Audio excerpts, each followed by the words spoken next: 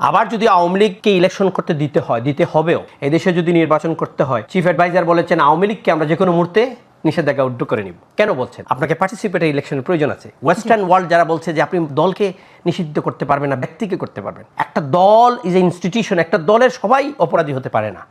এখানে যারা সবাই আছে তার মধ্যে একজন দুইজন আমরা অপরাধী হলে সব এই ফ্লোরের সবাই অপরাধী হয় না, কিন্তু সেটা ওনারা করতে চাচ্ছিলেন, এখন বলছেন না, হবে না। আমরা মনে করি বিএনপিও চাচ্ছে বাংলাদেশের যদি পিআর পদ্ধতি, এখন আমি আপনার গ্রামে যাই, উনি ওনার এলাকায় যায়, আপনি যান, গিয়ে যদি বলেন পিআরে নির্বাচন হবে, বলবেন পিআরটা কি? পিআরটা বোঝানোর জন্য এদেশের মানুষকে সময় লাগবে না? এই কথাটাই আমি বলছিলাম যে আসলে পিআর পদ্ধতি চালু করার যে দাবিটা, এটা বাস্তবে কতটা সহজ বা কতটা জটিল, এটা প্রয়োগে কি কোনো ধরনের আইনি পরিবর্তন দরকার? আমি জটিল বলে দিই আপনাকে, তারপরে ভালোটাও একটু বলবো। জটিলটা হলো মানুষ তার ক্যান্ডিডেট চিনবে না, কাকে ভোট দিবে। যদি আপনার গোপন ব্যালটের মাধ্যমে পিআর সিস্টেম করা হয়, দল প্রার্থী দিয়ে নির্বাচন কমিশনে দিয়ে পাঠিয়ে দিবে, ওইখান থেকে সিরিয়াল অনুযায়ী কে কোন জায়গায় হবে। আপনি ভোট দিবেন সিলেটে, উনি এমপি হবেন পটুয়াখালীতে।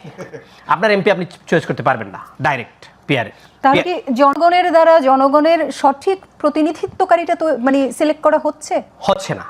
এটাই সবচেয়ে বড়। দ্বিতীয় হলো বাংলাদেশের 5 বছর সরকার থাকার কথা, এই সরকারটা প্রতি বছর একবার পড়বে। কারণ পিআর যখন হয়ে যাবে প্রপোর্শনাল রিপ্রেজেন্টেশনে 40% ভোটও যদি বিএনপি পায় বা XY একটা জেড পার্টি পায়, তাহলে 120টা হয়, 31 সিট কিন্তু এখানে কম থাকে একটা সরকার ফর্ম গঠন করার জন্য। তখন এই দলগুলোকে আরেকটা দলের সাথে গিয়ে লিয়াজা করতে হবে। এদের অযৌক্তিক দাবি মানবে না, সরে যাবে, সরকার পড়ে যাবে। প্রতি বছর একটা সরকার পড়বে, 5 বছর 5টা সরকার চলে যাবে। আপনি পিআর পদ্ধতি করার আগে ফর্মুলাতে বলেন না কোন ফরম্যাটে করবেন, অর্ধেক করবেন না পুরোটা করবেন।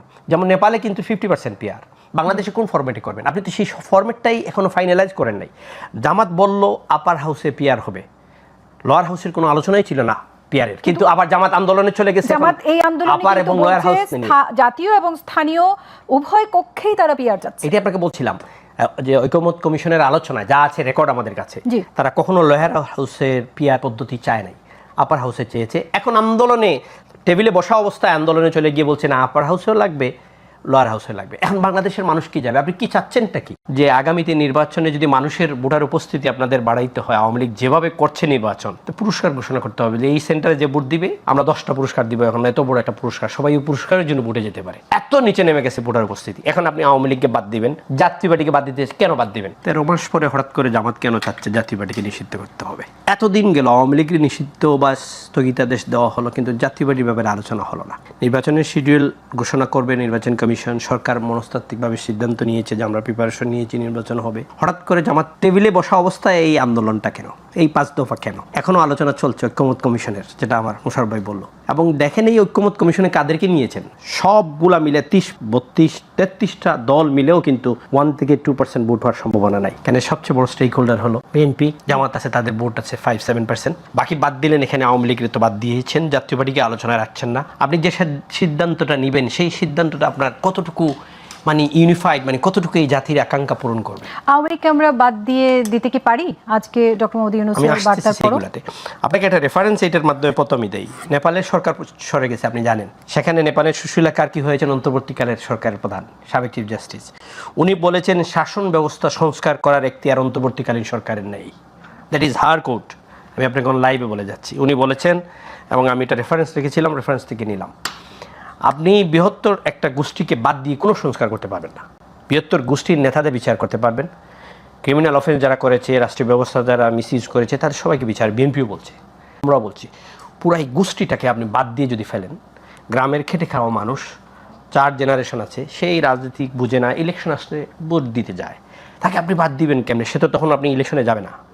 যে ইলেকশনের ব্যাপারে আমি মোশাররফ ভাইরে আমরা বলেছি যে আগামীতে নির্বাচনে যদি মানুষের ভোটার উপস্থিতি আপনাদের বাড়াইতে হয়, আওয়ামী লীগ যেভাবে করছে নির্বাচন, পুরস্কার ঘোষণা করতে হবে যে এই সেন্টারে যে ভোট দিবে আমরা 10টা পুরস্কার দিব। এখন এত বড় একটা পুরস্কার, সবাই ওই পুরস্কারের জন্য ভোটে যেতে পারে, এত নিচে নেমে গেছে ভোটার উপস্থিতি। এখন আপনি আওয়ামী লীগকে বাদ দিবেন, জাতীয় পার্টিকে বাদ দিতে কেন বাদ দিবেন? জাতীয় পার্টি 14 নির্বাচন করেছে, জাতীয় পার্টির এই নৈতিকভাবে এটার জন্য আপনি বলতে পারেন এটা ফৌজদারি অপরাধ না। নির্বাচনে যাওয়া যেমন ফৌজদারি অপরাধ না, নির্বাচন থেকে বিরত থাকা ফৌজদারি অপরাধ নয়, এটা আপনাকে মাথায় রাখতে হবে। আইনগতভাবে কোনো বাধা নেই। দ্বিতীয় হলো 18 নির্বাচন, সেখানে আমার বন্ধুবর বিএনপি গিয়েছে, জামাতের তাদের প্রতীক ছিল না, জামাত আপনার দানের শীষ নিয়ে নির্বাচন করেছে।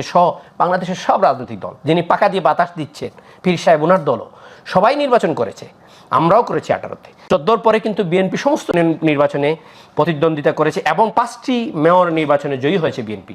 এটা তাদের সাংবিধানিক অধিকার, তাদের নেতা কর্মী জনগণ সাপোর্টাররা ভোট দিবে। 24-এ 28টি দল নির্বাচনে অংশগ্রহণ করেছে। এখন জাতীয় পার্টির পিছনে লাগছেন কেন? 28টি তো নিয়ে আসতে হবে। যারা যে 28টা নির্বাচন করেছে এই 24-এ, বিএনপির সালাউদ্দিন সাহেব স্থায়ী কমিটির সদস্য বলেছেন তো জাতীয় পার্টি কেন, এখানে তো আরও 28টি দল আছে। আপনি এখন এই সবাই বাদ দিয়ে নির্বাচনে একটা পেঁচাল বাজাইতে যাচ্ছেন জামাত।